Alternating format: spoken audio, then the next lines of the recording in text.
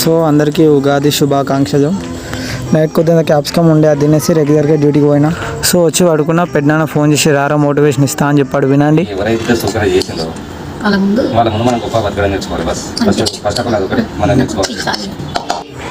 So రోజు చెప్పకుండా చేయకుండా డైరెక్ట్గా రెస్టారెంట్కి తీసుకొచ్చిండు. సర్ప్రైజ్ ఇచ్చిండు.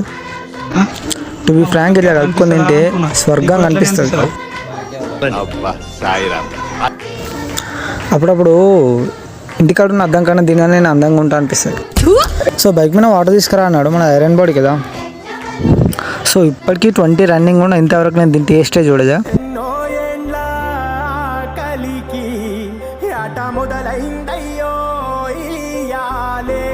సో టేస్ట్ అయితే